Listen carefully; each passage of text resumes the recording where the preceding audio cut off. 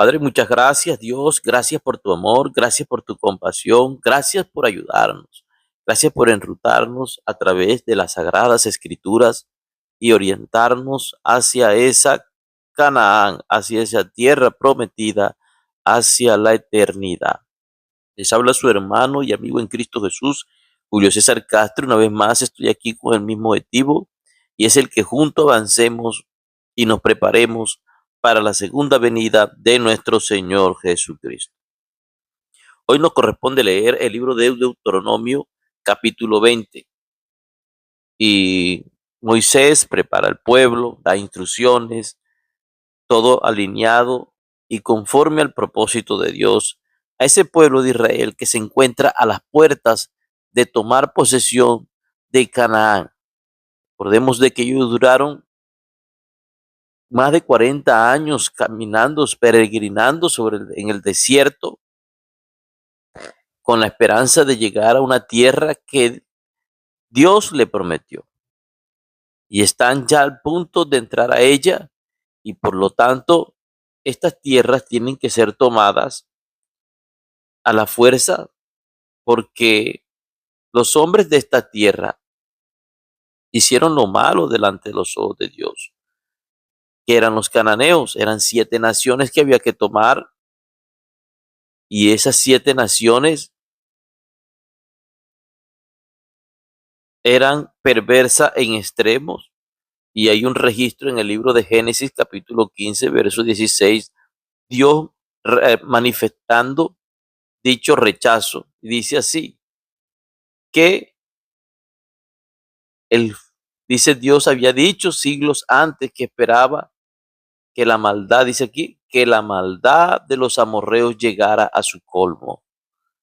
Entonces, y llegó el momento en que estas naciones que eran muy perversas, había que hacer justicia con ella, porque hasta tomaban sus hijos y se los entregaban en fuego, los quemaban a un dios llamado Moloch. Entonces, esta práctica pagana, Dios la condenó. Comenzamos con la lectura. Dice, cuando salgas a la guerra contra tus enemigos, si vieres caballos y carros y un pueblo más grande que tú, no tengas temor de ellos, porque Jehová tu Dios está contigo, el cual te sacó de tierra de Egipto, y cuando os acerquéis para combatir, se pondrá en pie el sacerdote y hablará al pueblo. Y les dirá, oye Israel, vosotros os juntáis hoy en batalla contra vuestros enemigos.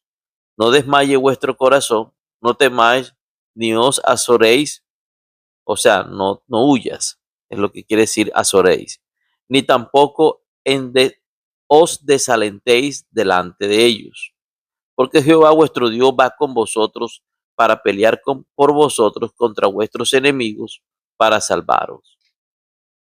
Entonces vemos aquí en los primeros versículos que el primero que se levanta para ordenar a la guerra no era un oficial, no era un capitán, no era un militar, era el mismo sacerdote. ¿Por qué? Porque era la voz para alentar al pueblo, a los hombres de guerra. Dios mismo diciéndole a través de ellos, a través de estos sacerdotes, que para confirmarme el respaldo que iban a tener, la protección y la garantía del triunfo en frente a esa batalla.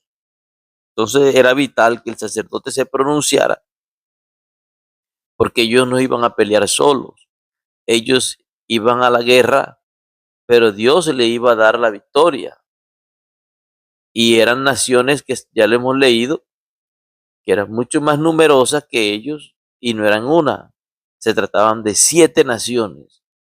Entonces, esto no se lograba en forma humana, sino necesitaba la intervención del cielo, la intervención de Dios. Y avanzo en la lectura, por favor. Dice, y los oficiales hablarán al pueblo diciendo, ¿quién ha edificado casa nueva y no la ha estrenado? vaya y vuélvase a su casa, no sea que muera en la batalla y algún otro la estrene. Muy bien, esa es una condición. Otra, dice, ¿y quién ha plantado viña y no ha disfrutado de ella? Vaya y vuélvase a su casa, no sea que muera en la batalla y algún otro la disfrute. Van dos. Sigo, dice, ¿y quien se ha desposado con mujer y no la ha tomado? Vaya y vuélvase a su casa, no sea que muera en la batalla y algún otro la tome. Es decir, que estén en solamente en la, prometidos, novios, por lo que le llamamos nosotros, pero no se han casado. Entonces, que no vaya a la batalla. Verso 8, y volverán los oficiales a hablar al pueblo y dirán, quien es hombre medroso y pusilánime, es decir, tímido, ¿verdad? Vaya y vuélvase a su casa y no apoque el corazón de sus hermanos como el corazón suyo. Muy bien. Es decir, que no vaya a influenciar a los demás ni a atemorizar a los demás. Que no los contagie de su debilidad, de su falta de valentía. Eso es lo que quiere decir aquí. Verso 9, y cuando los oficiales acaben de hablar al pueblo, entonces los capitanes del ejército tomarán el mando a la cabeza del pueblo. Cuando te acerques a una ciudad para combatirla, le intimarás la paz. Y si respondiere paz y te abriere, todo el pueblo que en ella fuere hallado te será tributario y te servirá. Mas si no hiciere paz contigo y emprendiere guerra contigo, entonces la sitiarás, o sea, la rodearás. Luego que Jehová tu Dios la entregue en tu mano, herirás a todo varón suyo a filo de espada, solamente las mujeres y los niños y los animales y todo lo que hay en la ciudad, todo su botín tomará para ti, y comerás del botín de tus enemigos, los cuales Jehová tu Dios te entregó. Así harás a todas las ciudades que estén muy lejos de ti, que no sean de las ciudades de estas naciones. ¿Cuáles son las ciudades de estas naciones? Las 7 que dentro de un momento voy a mencionar. Entonces, esta forma de ataque a estas naciones que acabo de especificar son no para las cananeas, sino para las que estén más lejos todavía. ¿Ya? Y el punto geográfico podemos orientarnos si se trata de lo que es Palestina, todo Palestina. Esa zona, la zona de la Franja de Gaza, ese fue el territorio que se tomó. ¿Ok? Entonces, y sigo avanzando. Dice, pero de las ciudades de estos pueblos que Jehová tu Dios te da por heredad, ninguna persona dejarás con vida. Ya estamos hablando aquí de las tierras de Canaán. Sino que los destruirás completamente. O sea, hombre, mujer, niño, anciano, todo. Y vamos a ver, dice aquí al Eteo, al Amorreo, al Cananeo, al Fereceo, al Jebeo y al Jebuseo. Son 7 naciones que acabo de mencionar. Como Jehová tu Dios te ha mandado.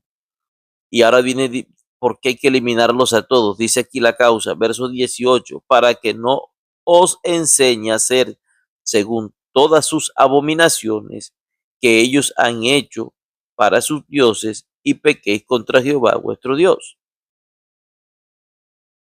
Entonces, ¿qué pasa aquí, amigo?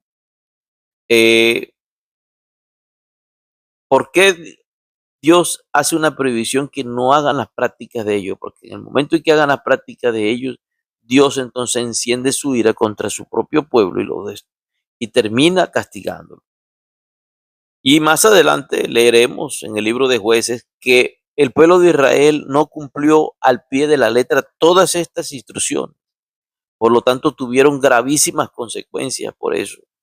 ¿Por qué? Porque después de la muerte de Josué, que fue uno de los líderes que Dios utilizó para conducir al pueblo de Israel a la tierra prometida, en el siglo XVI hasta el 21, 11, eh, el pueblo se desenfrenó. Eso lo vemos en las citas bíblicas de Jueces capítulo 2, capítulo 3. ¿Qué hicieron ellos? Comenzaron a ¿qué? A adoptar culto a Baal, al culto al Astarot y a Sera, ¿ya? Una degradación moral. Comenzaron a hacer las mismas prácticas de esos pueblos paganos por no haber exterminado todos los pueblos, por no haber desalojado todos los pueblos. Y de ahí es donde viene la cautividad de Israel, porque Dios comienza a mover sus fichas y a buscar reyes de naciones vecinas para que sitien a Israel y se los lleven cautivo, como en el caso de los babilónicos que dominaron y sitiaron a Israel. Entonces estas consecuencias se sufrieron. ¿Por qué? Porque Dios lo dijo.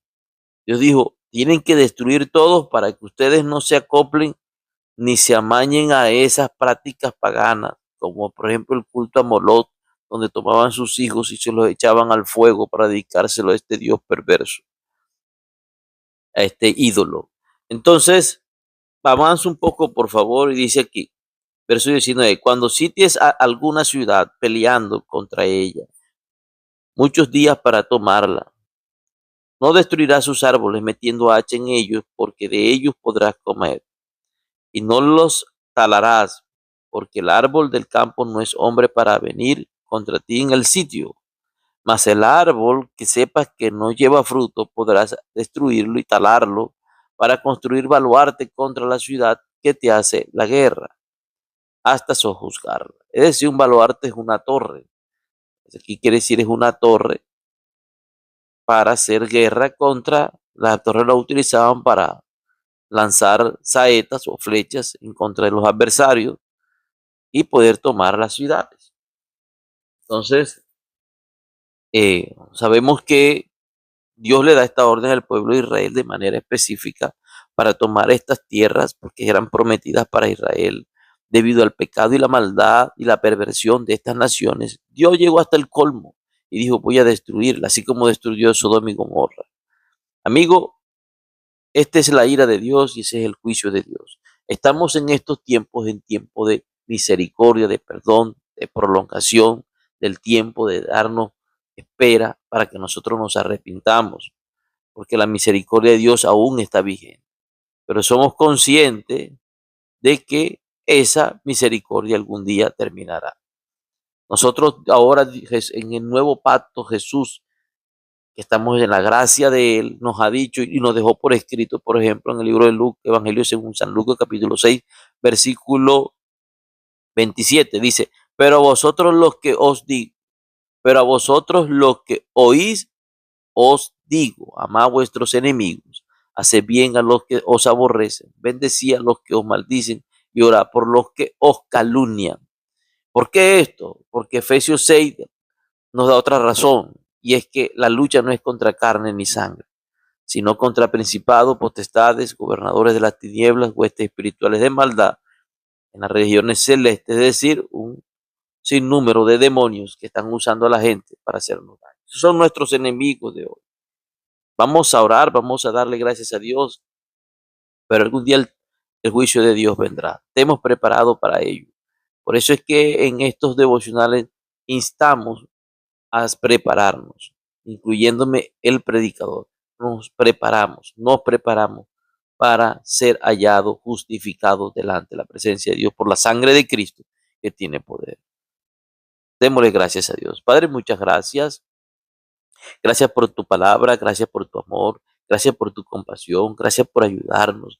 Gracias, Cristo Jesús. Te pedimos perdón si te hemos desagradado en algo. Perdónanos, Dios, perdónanos, Cristo Jesús. Tu misericordia son nuevas todos los días. Ayúdanos a hacer siempre tu voluntad, a ser muy cuidadosos por donde vamos, por donde nos movemos, Señor Jesús, para no ofenderte. La gracia de Dios, Señor, sea con todos vosotros y tu palabra esté metida entre nosotros, porque Él es nuestro manual de vida. En el nombre de Cristo Jesús, Dios te bendiga, bendigo tu casa, bendigo tus fuerzas, bendigo tus productos, bendigo tu ser. En el nombre de Cristo Jesús, Amén y amén. Vamos para adelante en el nombre de Cristo Jesús. Amén.